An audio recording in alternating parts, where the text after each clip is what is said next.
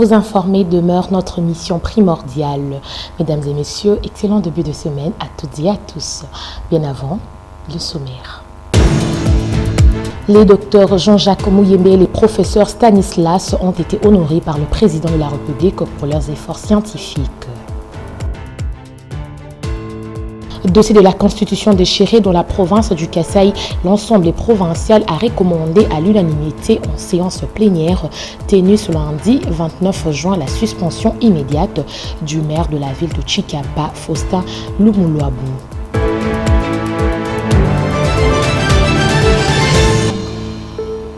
Merci de nous avoir choisis pour vous informer. Le président de la République, Félix-Antoine Tshisekedi Tshilombo, a élevé le professeur Jean-Jacques Mouyembe au grade de commandeur de l'Ordre national du Léopard et a également décoré les professeurs Stanislas, allais-je dire Soulou Maseba, de la médaille d'or de mérite en arts, sciences et lettres. C'était lors d'une cérémonie de décoration tenue le samedi 27 juin dernier au Palais de la Nation à Kinshasa. Regardez. Deux éminentes personnalités, deux figures majeures de la science, de la médecine et de la santé publique, deux parcours d'exception dont la destinée était de servir la République démocratique du Congo. Le professeur docteur Jean-Jacques Mouyembe Tamfoum et le professeur docteur Stanislas Soulou Maseba Amwang ont été élevés par le président de la République dans l'Ordre national des Léopards au rang de commandeur. Une distinction qui consacre leur savoir, leur dévouement, leur engagement dans la transmission des connaissances ainsi que leur sens élevé du service public. Le professeur Dr Jean-Jacques Mouyembe Tamfoum est honoré pour sa contribution historique à la co-découverte du virus Ebola en 1976, mais également pour son rôle déterminant dans le développement de l'Institut national de recherche biomédicale, INRB en sigle, qu'il dirige depuis 1998 et qu'il a hissé au rang de pôle de référence, d'outils stratégiques, de souveraineté sanitaire et de symbole de l'excellence scientifique congolaise. Le professeur Dr Stanislas Soulou Maseba Amwang est quant à lui distingué pour son engagement en faveur de la prise en charge intégrée de la mère et de l'enfant, ainsi que pour son apport décisif à l'introduction de la radiothérapie dans le traitement du cancer en RDC. Pour le président de la République Félix-Antoine Tshisekedi Tshilombo, grand chancelier des ordres nationaux, cette décoration traduit la reconnaissance de la nation envers deux scientifiques d'exception dont les travaux ont contribué à protéger les populations congolaises et à faire rayonner le génie scientifique national bien au-delà des frontières. La nation vous honore aujourd'hui pour une œuvre médicale, scientifique et institutionnelle d'une portée remarquable. Vous avez mis votre expertise au service d'un objectif essentiel, améliorer concrètement la santé et la vie de nos populations. Vos parcours nous enseignent que la grandeur ne réside pas seulement dans les titres accumulés, mais dans l'utilité d'une vie. Des instants empreints d'émotion pour les deux récipiendaires qui ont exprimé leur profonde gratitude au chef de l'État pour cette marque de reconnaissance. C'est avec une immense fierté que je porte aujourd'hui cet insigne de commandeur de l'Ordre national des Léopards. Cette reconnaissance m'autorise à regarder mon passé avec sérénité et à croire, lorsque viendra le terme de mon parcours terrestre, que je pourrai partir en paix, avec le sentiment d'avoir rempli et accompli ma mission ici sur Terre. À travers cette distinction, le président de la République Félix-Antoine Tshisekedi Tshilombo a réaffirmé sa volonté de bâtir une République qui récompense les mérites, protège le savoir, encourage la recherche et soutient l'innovation, dote les institutions scientifiques, universitaires et sanitaires des moyens nécessaires pour mieux servir la nation et son peuple. En réaction à la décision du ministre de l'Intérieur interdisant la marche du 8 juillet 2026 pour Prince Epenge, le président national de l'ADD Congo et membre de la coalition de l'opposition C64. Cette décision du vice-premier ministre en charge de l'Intérieur est unique et purement politique, tout en confirmant la marche en date et lieu indiqués. Suivez. La décision prise par le VPM de l'Intérieur, M. Chabani, interdisant toutes les manifestations publiques à Kinshasa au motif d'Ebola est une décision unique, est une décision politiquement motivée, une décision qui viole la Constitution et toutes les lois du pays à la matière. Et par conséquent, nous la rejetons avec fracas au niveau de la DD Congo, de la MOUCA et de la coalition d'opposition C64. Nous signalons que depuis qu'Ebola est de retour au Congo, aucun cas d'Ebola n'a été signalé à Kinshasa jusque-là. Et que le gouvernement lui-même a pris des mesures qui font que toute personne en provenance des zones affectées soit mise en quarantaine. Donc, il n'y a pas de crainte par rapport au rassemblement public. Par ailleurs, à Kinshasa, au moment où nous parlons, c'est 29 juin. Toutes les églises fonctionnent et sont bondées de fidèles. Dans les fan zones où nous regardons les matchs de Léopard, il y a des millions de Congolais qui boivent, qui dansent et qui fêtent les victoires de Léopard. Les marchés, les supermarchés sont bondés de Congolais. Les 207, les taxis-bis, il y a des millions de Congolais qui circulent tous les jours à Kinshasa. Vous allez dans les terrains de football. Vous allez partout, les Congolais circulent. Dans les universités, les auditoires sont pleins.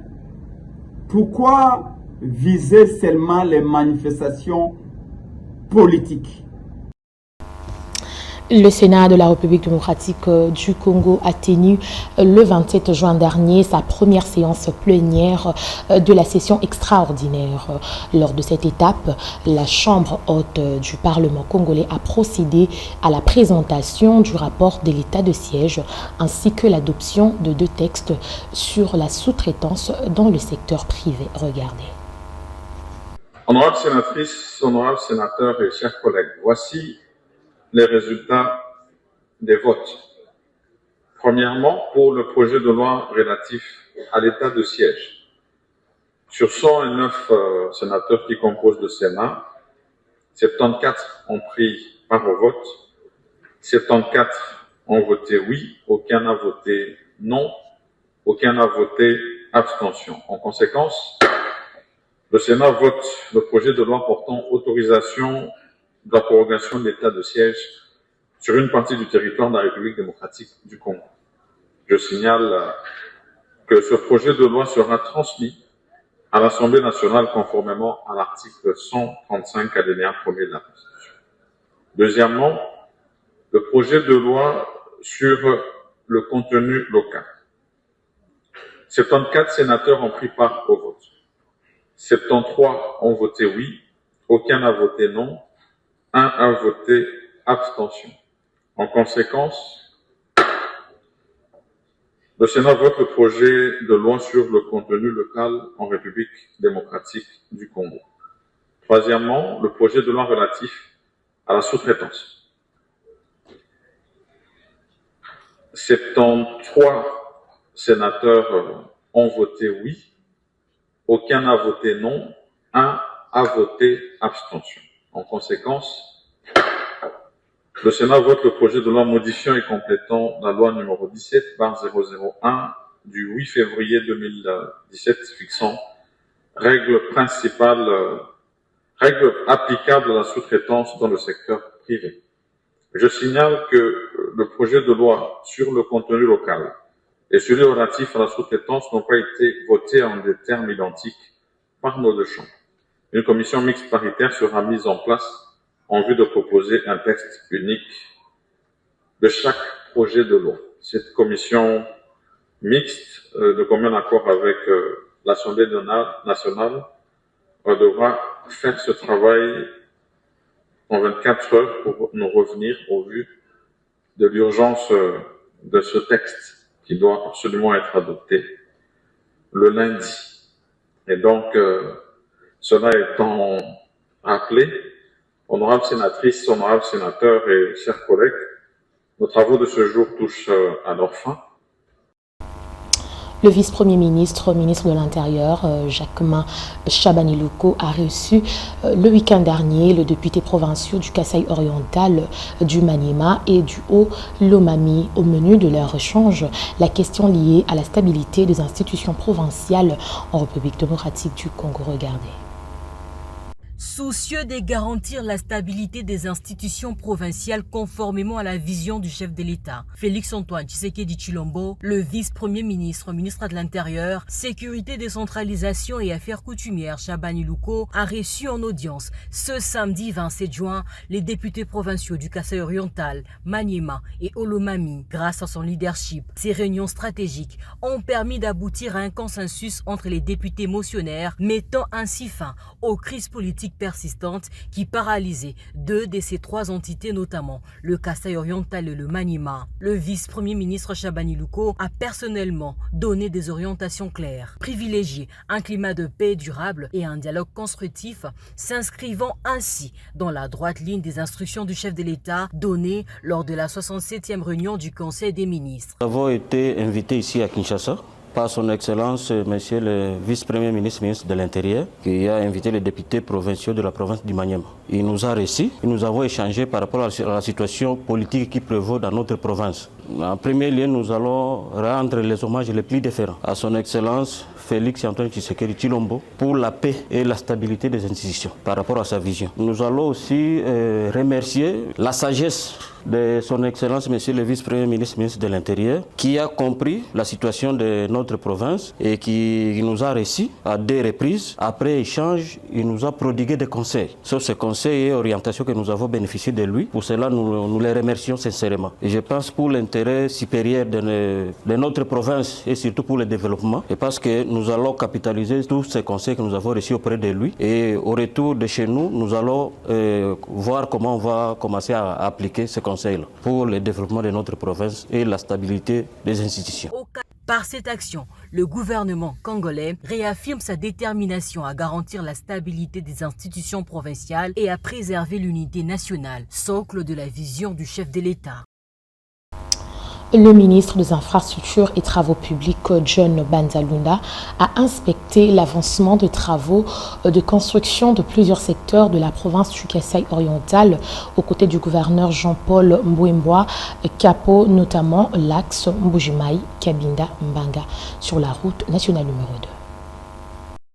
Coordonné par la société chinoise CJC et le groupe italien SIG, ce projet d'infrastructure s'étend à environ 280 km.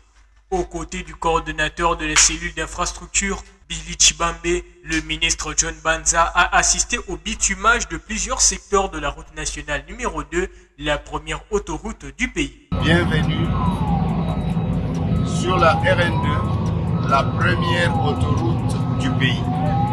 La toute première autoroute de l'histoire de notre pays qui est en train de prendre corps ici entre Mbujimaï et Kabinda et qui va s'arrêter à Bukavu. Donc nous allons travailler sur 1080 km. Déjà vous voyez les travaux lancés au mois de mars avancent très bien et vous voyez la qualité des travaux qui sont menés ici avec des équipements de dernière génération. Pour le gouverneur du Kasaï oriental, Jean-Paul Mbouemboa Kapo, cette visite d'inspection du ministre John Banza illustre la volonté du chef de l'État, Félix Tshisekedi Tshilombo, de moderniser les infrastructures du territoire national. Financé par la Banque mondiale et lancé depuis mars 2026, ce grand projet vise également la ville de Bukavu au sud Kivu, mais aussi l'autoroute de Kimbangu, aussi appelée le chemin de la Passion, reliant Banzangungu et la cité sainte de Kamba, la Nouvelle Jérusalem. Je salue la présence du ministre des ITP, qui est un homme de terrain. Il est dans la vision du chef de l'État qui a décidé de moderniser des routes depuis l'époque coloniale. Pour la toute première fois, il a dit que c'est la première autoroute que nous aurons enregistrée dans notre pays. Alors, nous ne pouvons que rendre hommage au chef de l'État, féliciter le ministre qui est un homme de terrain, qui chaque jour est toujours sur le terrain pour voir l'évolution des différents travaux. Cette initiative s'inscrit dans le cadre des efforts constants du gouvernement congolais pour la modernisation des voies de transport à travers chaque province du territoire national. Rappelons qu'au lendemain de cette journée, le dimanche 28 juin dernier, le ministre des Infrastructures et Travaux publics, John Banzalunda, se rendit ensuite dans la ville de Mweneditu, en province de Lomami, où il inspecta la piste de l'aéroport de la province, ainsi que les projets de la route nationale numéro 1 et numéro 2. Une brève dans ce journal. L'examen d'État édition 2026 retenait que le résultat de province éducationnelle de Kinshasa Plateau, Sud Ubangi 1, Nord Kivu 2, Lualaba 1, Kiasai 1, Chopo 1 et Lomami 2 sont disponibles ce lundi 29 juin 2026. Une annonce officielle de la ministre de l'Éducation nationale et Nouvelle Citoyenneté. Félicitations à tous les lauréats pour leurs efforts et leur réussite. L'Assemblée provinciale du Kasaï a recommandé à l'unanimité en séance plénière la suspension immédiate du maire de la ville de Chikapa, Faustin Lumuluabu, après avoir été saisi du geste posé par l'autorité urbaine ce lundi 29 juin 2026. Ces derniers avaient déchiré publiquement une copie de la Constitution lors d'un meeting, un acte aussitôt dénoncé et qui a provoqué une réaction rapide des élus provinciaux. Regardez. Et après vérification, les faits se sont réellement passés. Et le maire de la ville lui-même, accordant l'interview, annonce ou déclare qu'il a déchiré la Constitution. Cela peut apparaître pour certains anodin. Mais moi, je vous dis que c'est un acte très grave.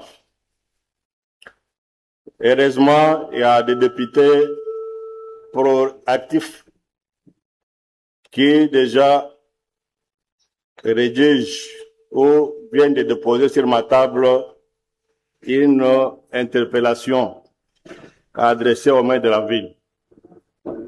Et avant d'y arriver, votre bureau, ou soit vous demande, vous la plénière, de recommander au gouverneur ce qui suit. La suspension immédiate du maire de la ville pour des faits graves. Personne ne peut déchirer la Constitution de la République. Et je préfère soumettre cette recommandation au vote. Qui sont pour la suspension du maire de la ville? Veuillez vous manifester. Qui sont contre? Abstention. Nous recommandons au gouverneur de province de suspendre le maire de la ville toute affaire cessante.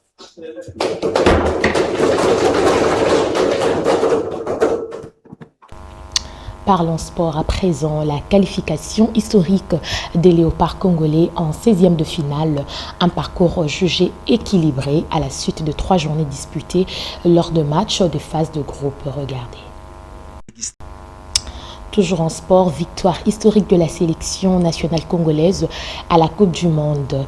Yohan Wissa, buteur et homme du match face à l'Ouzbékistan, et les sélectionneurs Sébastien Desabre avaient tour à tour livré leurs impressions à la suite de cet exploit à Atlanta. Je suis juste une pièce du puzzle. Aujourd'hui, ça a été très compliqué. Le poids sur les épaules a été très lourd à porter. Voilà, il y a des choses à rectifier. Le plus important, voilà, comme je vous dis, c'est la 16e de finale historique. Maintenant, il faut profiter parce que ça a été très dur. Aujourd'hui, tous les gars, les remplaçants, ceux qui ont porté ce maillot avant, ceux qui vont le porter demain, aujourd'hui, il faut être fier. Aujourd'hui, il faut être fier de tous les Congolais. Et j'ai un grand merci à tout le peuple, à tous les fans aujourd'hui qui sont là. Parce que sans eux, Vous voyez, c'est un petit jeune qui vient d'arriver il y a quelques années. Voilà, c'est pour ces moments-là. Il faut toujours remercier Dieu parce qu'aujourd'hui, ça a été très dur, mais voilà, on l'a fait. Profitez. Profitez. Eh oui, ça. Commandant. Faut profiter. Faut profiter parce que ces moments-là, pour le pays qu'on est, ça n'existe pas tous les ans, ça n'existe pas toutes les années. Voilà, faut profiter. Bossez peu la malade. Il faut féliciter les joueurs. C'est d'abord c'est eux qui ont été extraordinaires. On est une équipe qui savons réagir quand on prend un but. On continue à se battre, quels que soient les aléas d'un match. Et on l'a montré avec notre qualité, avec la qualité des joueurs, l'abnégation, tout ce qu'ils ont mis durant les premiers matchs. On a été un peu plus offensif aujourd'hui. Je suis content que tout le monde voit qu'on peut marquer des buts. Mais voilà, c'est bien. Il faut féliciter les joueurs parce qu'ils ont été fantastiques. Bien sûr, mon staff aussi. Et on est vraiment fiers et on est heureux pour tous les Congolais. C'est des stratégies. J'avais dit la première conférence qu'on avait une stratégie sur les 3 matchs. On avait gardé des joueurs frais pour le 3e match et ça a été payant. Tant mieux. Restons toujours au chapitre de la qualification de Léopard au prochain tour à la Coupe du Monde. Véron Mosengo, président de la FECOFA, a salué cet exploit tout en évoquant les ambitions futures de la sélection nationale et les réformes nécessaires pour le développement du football congolais. Suivez. Mais je sens un sentiment de fierté. Un sentiment de tout ce qu'il y a à faire. Parce que le Léopard gagne, on est super content. Mais il faut toujours tout de suite penser à la relève. Donc j'ai 2 sentiments. Sentiment d'explosion de joie et sentiment de dire que bon, on a remplacé Bango Lobby. Donc j'ai ces 2 sentiments. Mais si on nous aurait dit ça il y a 2 semaines, personne n'aurait parié un centime là-dessus. C'est une chose, c'est incroyable. Vous vous rendez compte, même dans les zones qui sont occupées à l'Est, on m'a envoyé des images, c'est incroyable. Notre pays, le football, comme disait le président Gianni, la FIFA, le football unit le peuple. Tous les pays est uni derrière les léopards. C'est un cadeau inespéré que nos jeunes nous ont donné après 52 ans. On va dire que on a vu qu'ils nous ont dominés physiquement, ils nous ont dominé la première mi-temps. Peut-être qu'il faut travailler un peu plus de ce côté-là. Mais je pense que je suis très confiant les matchs contre les Anglais parce que nous, on est meilleurs quand on est de soi-disant plus forts sur le papier devant nous. Alors moi, je vais donner 2 messages. Le premier message à la diaspora congolaise. Nous comptons sur vous, nous comptons sur la diaspora pour soutenir tout le football congolais. Nous comptons sur la diaspora nous allons faire des structures, tout nous signaler, tous les jeunes joueurs qui vont jouer, qui sont à la diaspora, qui jouent à l'équipe nationale. Ça, c'est le message pour la diaspora. Le message pour nos jeunes, ils ont sauvé toute une nation aujourd'hui. Il y a certaines personnes que j'ai eues au téléphone, ils sont dans des situations inexplicables, mais ils m'ont appelé pour dire bravo. Sans même me demander à manger, ils ont dit bravo, ils sont contents. Donc on compte sur eux pour donner encore plus de plaisir, de l'espoir, du rêve à nos compatriotes qui en ont vraiment besoin. Réagissant à la prestation de Léopard au mondial après 3 journées, Ibrahim Abedi, analyste sportif, a livré ses sentiments patriotiques à l'équipe nationale de la RDC. Il répond, allais-je dire, au micro d'Enoch Mbambi et Shadrach Chilungu. Pour le match des Léopards, leur prestation à la Coupe du Monde est juste à ces niveaux. C'est un peu mélangé avec un sentiment de surprise, mais également un sentiment de confiance qu'on pouvait apporter dans dans notre équipe nationale. On a vu comment cette équipe s'est démenée lors de la dernière édition de la Coupe d'Afrique des Nations, mais aussi lors des éliminatoires de Coupe du Monde.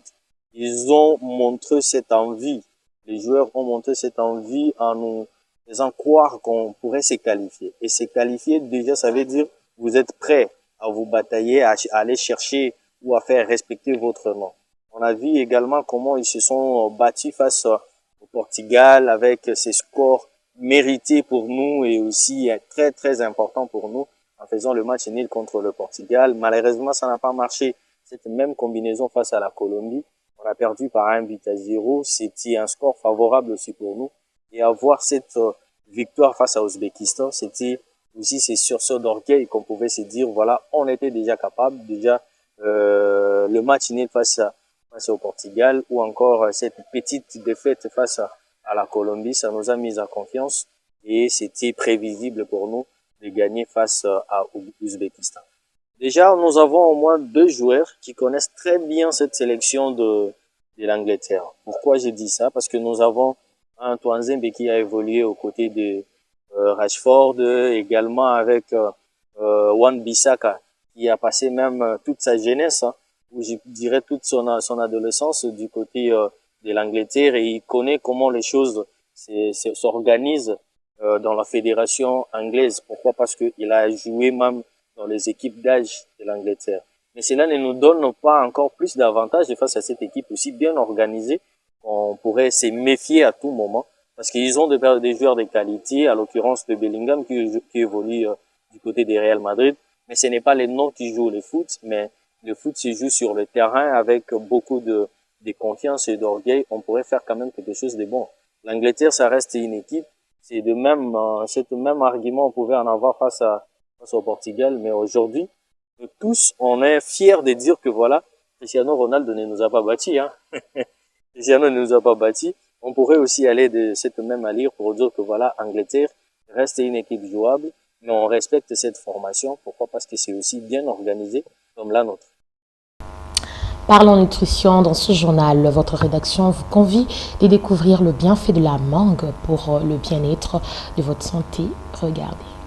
Fumée et juteuse, la mangue est un fruit exotique gourmand qui a de vraies vertus santé. Elle est notamment riche en antioxydants, en fibres et en vitamine C. En jus, en salade, en plat principal, en dessert, la mangue se plie à toutes nos envies culinaires. Elle est aussi très intéressante pour la santé grâce aux nombreux nutriments qu'elle contient. Elle fait partie des aliments anti-fatigue. La mangue aide à réduire la fatigue et renforce le système immunitaire. Elle participe à la prévention contre le cancer.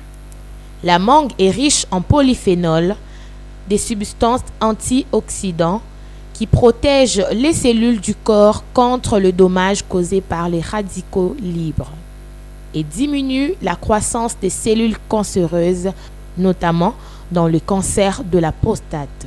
La mangue contient de fibres digestes, dont la pectine.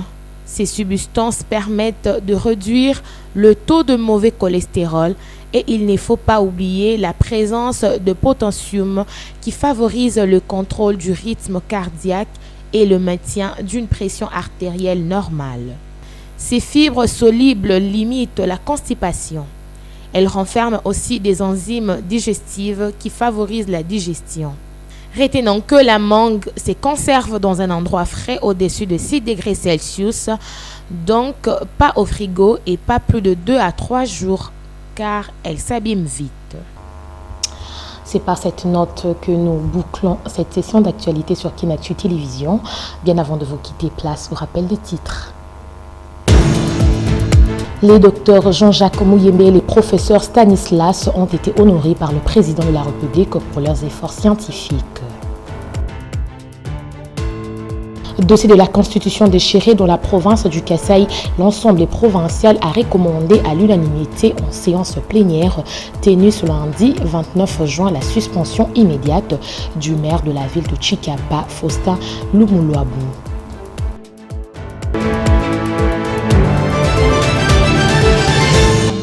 Ce journal est complètement terminé, réalisé grâce à une collaboration étroite entre la technique et l'équipe rédactionnelle. Retenez ceci, tant qu'il y a un souffle de vie, il y a une raison d'espérer. Les plus belles victoires naissent souvent des moments les plus difficiles. Restez branchés. Quant à moi, je vous dis merci et au revoir.